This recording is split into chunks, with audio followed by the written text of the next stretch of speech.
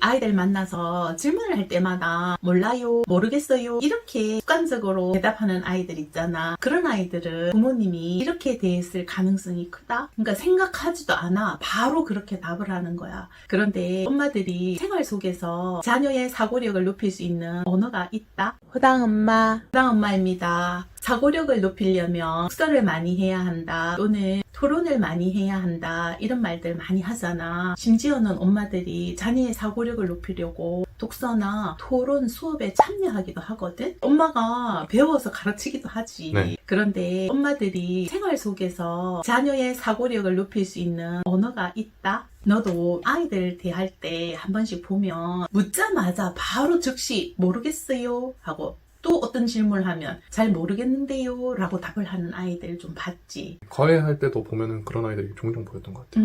그러니까 생각하지도 않아 바로 그렇게 답을 하는 거야. 근데 그 아이들하고 대화를 하다 보면 왜 모르겠어요 라고 하는지 천천히 한번 살펴보면 그 아이는 부정적인 피드백을 많이 받거나 굉장히 많은 평가를 받아서 그렇게 되는 경우들이 꽤나 있더라는 거지. 제가 부정적인 피드백은 조금 그래도 와닿는데 평가 자체가 그렇게 안 좋은 영향을 미칠 수도 있나요?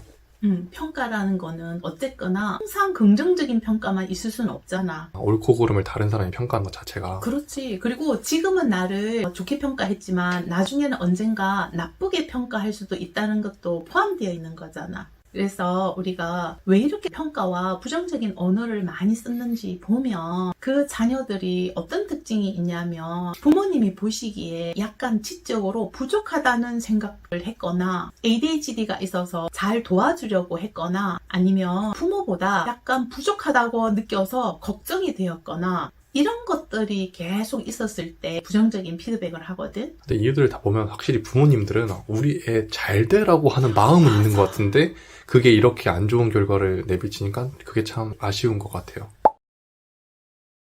부모가 자녀 잘 되라고 하는 거는 누구나 마찬가지잖아. 그런데 우리가 부정적인 말을 하는 사람들 이면에는 도와주려고 하고 잘 되라고 하는 게 있어. 근데 그것이 도와주는 게 아니라 정말로 잘 못되게 하는 것들도 많다는 거지. 그래서 이렇게 끊임없이 평가나 부정적인 피드백을 계속 받다 보면 얘는 내가 무엇인가 말해서 우중듣고 비난받고 어떤 부정적인 평가를 받는 것보다 모르겠어요 라는 형식으로 회피를 하는 거거든.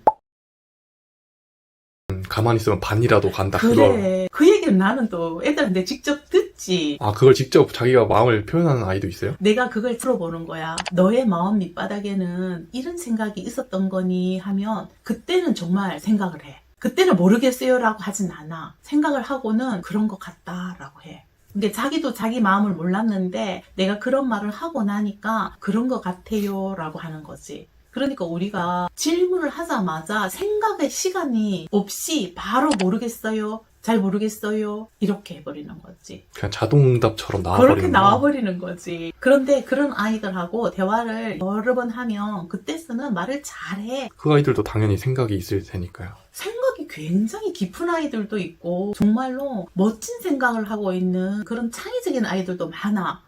그런데 그게 부모의 어떤 기대나 관습적인 것에서 벗어났던 거지. 그래서 부정적인 피드백을 받기도 하고 낮은 평가를 받기도 했더라는 얘기를 지금 내가 하는 거지. 부모님이 이렇게 이야기하면 사고력을 높이는데 도움을 줄 수 있어.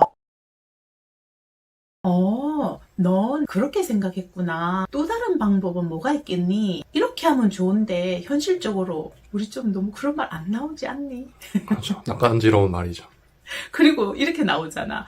그게 아니라 하면서 그쵸. 딱 가로막으면서 아니 그게 아니라 이거지라고 자꾸 정답을 알려주려고 하시죠. 그렇지. 정해진 답을 알려주거나 더 좋은 방법이 부모님의 머릿속에 딱 떠오르거든. 그게 바로 사고력을 높이는데 방해가 되는 말이고 창의성을 발달시키는데 방해가 되는 말이라는 걸 우리가 알았으면 좋겠어. 사실 그 부모님들도 아마 대부분 아실 거예요. 아시는데 그게 실제 행동이 안 되고 말로써 잘 표현이 안 될 뿐이지 않을까요? 나도 잘 안 되지. 넌 잘 돼? 저는 아내한테 정답을 늘 알려주려고 하는 것 같아요. 이 세상 남편은 아내에게 누구나 정답을 알려주려고 한다? 근데 이거 약간 조금 논외인데 아내가 남편한테 잔소리를 많이 하잖아요. 근데 저희 집은 제가 잔소리를 많이 하더라고요. 그런데 그걸 알고 인정한다는 건 굉장한 거지. 그래서 한 번씩 조금 조심하려고는 하는데 쉽진 않은 것 같아요. 그래, 그 속에 봐. 잘 되게 도와주려고가 있잖아. 맞아요. 그래, 그게 항상 있다니까. 그런데 우리가 언어 습관을 좀 바꿀 필요는 있는 거지. 꾹 참는 거지. 그게 아니라 이렇게 말이 나오려고 하는 걸 좀 참으면서 그것도 좋은 방법이겠구나. 또 다른 방법은 없겠니? 하면서 또 이야기하면 엄마 입이 간질간질하단 말이야. 그때는 이렇게 하는 거지. 이런 방법도 있을 것 같은데 네 생각은 어때? 이렇게 말이야. 정 못 참을 때. 그렇지. 중간중간 이런 식으로 음. 넣는 거지. 그러면 얘는 생각을 하게 되잖아.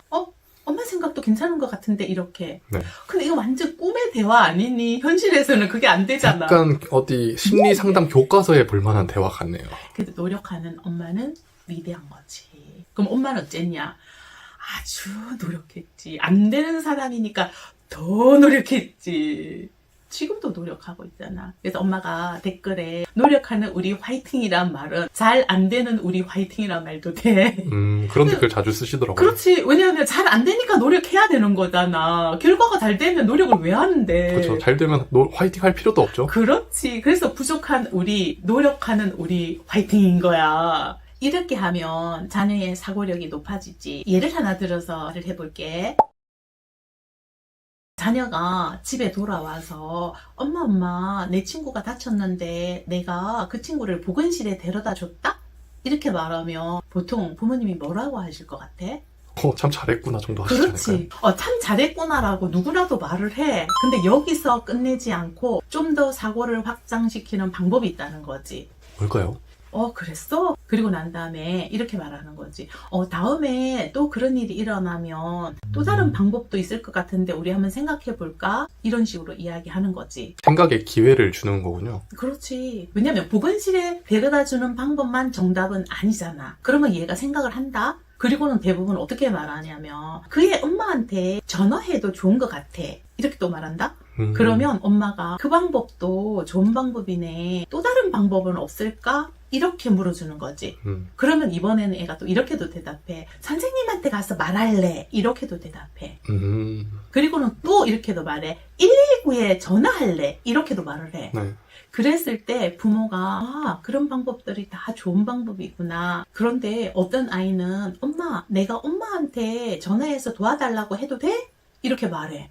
그 다친 아이의 엄마한테 연락하는 것뿐만 아니라 나의 엄마한테 연락해도 도움을 줄 수 있어요? 라는 뜻이에요? 그렇지. 그럴 때 부모의 대답에 따라서 이 아이는 우리 부모를 존경할 수도 있고 우리 부모는 약간 인색하구나를 느낄 수도 있어. 그러네요. 그러면 그때 엄마가 그래 혹시나 어려움이 있어서 엄마한테 도움을 청하면 언제라도 도와줄 생각이니까 어려운 일이 있을 때 엄마에게 말해도 좋아 라고 하면 이 아이는 안정감도 느끼면서 우리 엄마는 다른 사람을 돕는 사람이구나 하면서 마음 저 깊은 곳에서 그런 어머니를 존경하게 되는 거지. 근데 우리가 지금 세상이 어디 꼬똥내냐고 그렇지. 잘 그렇지 못해. 그래서 이런 아름다움이 많이 사라졌구나라는 생각을 하거든.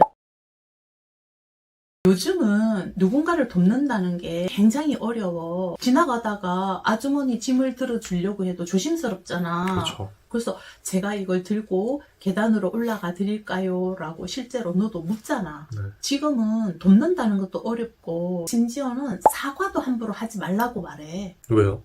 물론 이거는 학교폭력에 연루되었을 때 이야기이긴 한데 서로 잘못을 하고 때렸을 때 먼저 사과하는 사람이 잘못하면 가해자가 될 수도 있기 때문에 그렇게 사과를 먼저 하지 말라는 얘기를 내가 초등학교 선생님한테 들었어. 사과가 그 잘못을 인정하는 꼴이 되는 거예요? 그렇지. 이게 현실인 거야. 압박한 세상이 되었네요. 그렇지. 그래서 우리가 사과에 인색하게 된 거야. 사과를 잘 안 하는 게 되는 거야. 그래도 이 영상을 보시는 분들과 우리는 사과도 하고 돕기도 하고 조금 똥산으로 만들면서 살아가는 게 어떨까 하고 생각하네. 호당 엄마. 오늘은 자녀의 사고력을 높일 수 있는 부모님들의 언어에 대해서 이야기를 했는데 오늘 저녁 자녀에게 그런 방법도 있었구나. 또 다른 방법은 뭐가 있겠니? 라는 말을 써보는 우리가 되어봅시다. 이 영상이 도움이 되셨다면 구독과 좋아요 눌러주세요.